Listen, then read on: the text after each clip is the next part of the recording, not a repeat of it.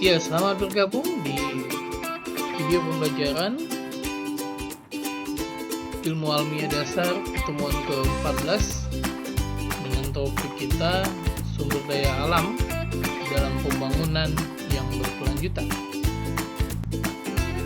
Jika kita bicara mengenai sumber daya alam itu isinya adalah segala isi yang terkandung dalam biosfer sebagai sumber energi potensial, baik yang tersembunyi dalam litosfer, hidrosfer,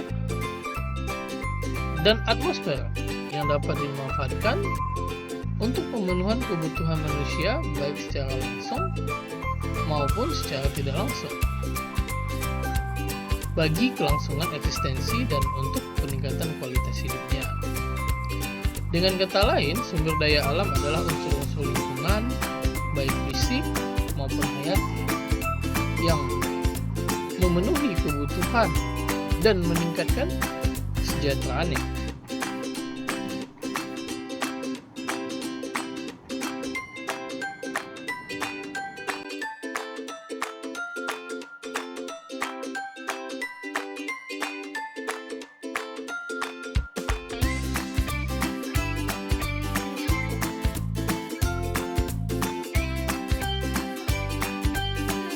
Dalam hal ini kita bisa melihat penggolongan sumber daya alam.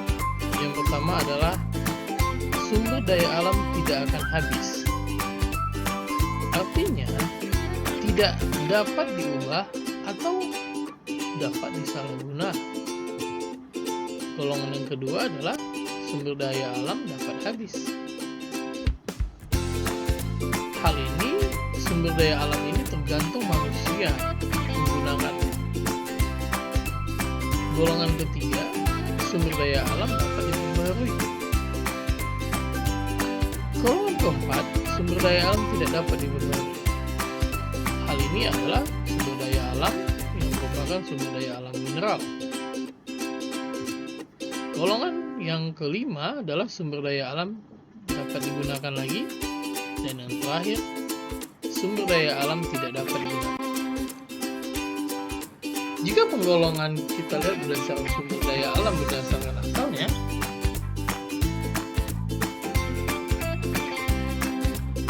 yang pertama ada sumber daya tanah, yang kedua sumber daya air, yang ketiga sumber daya udara, dan yang keempat sumber daya hayati.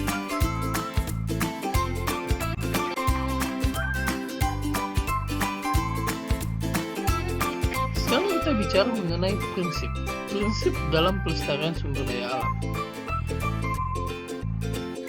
Prinsip yang pertama adalah prinsip daya toleransi. Prinsip ini bagaimana membuat suatu keputusan yang sifatnya toleran. Artinya, pada dasarnya harus saling menjaga satu sama lain. Maka yang mempunyai peran penting di sini adalah makhluk hidup manusia yang menjaga makhluk hidup tumbuhan atau makhluk hidup hewan. Yang kedua, prinsip in optimum. Artinya bagaimana penggunaan ini secara optimum.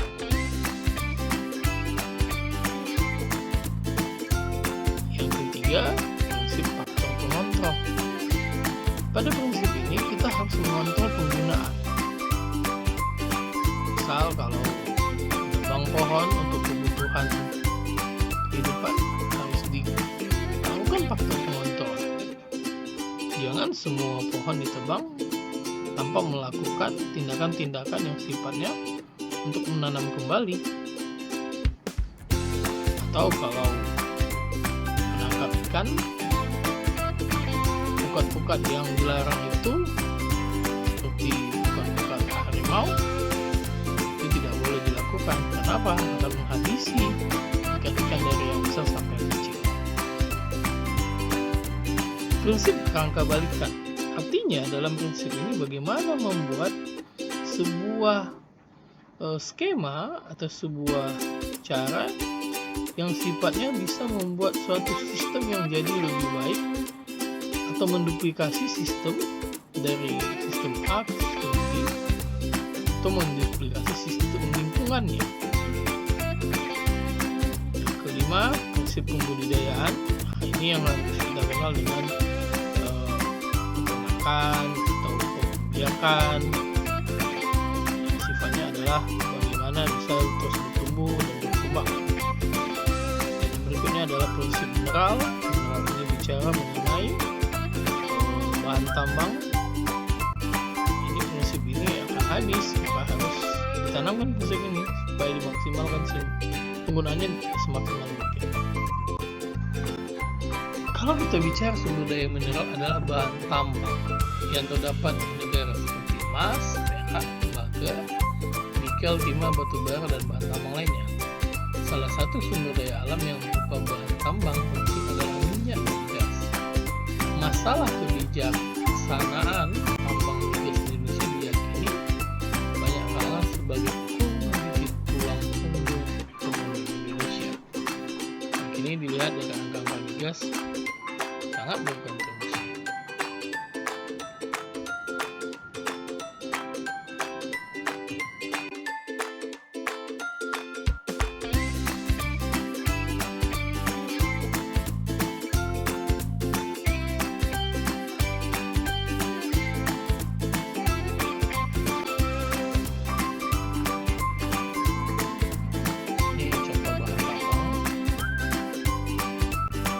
Sekarang kita bicara pelestarian sumber daya alam.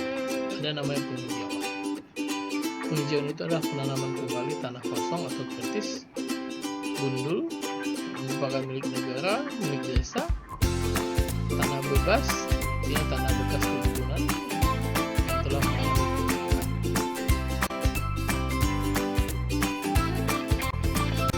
Berikutnya adalah rehabilitasi, adalah sistem menanam kembali tanah gundul Indonesia yang melandasi pelestarian sumber daya alam.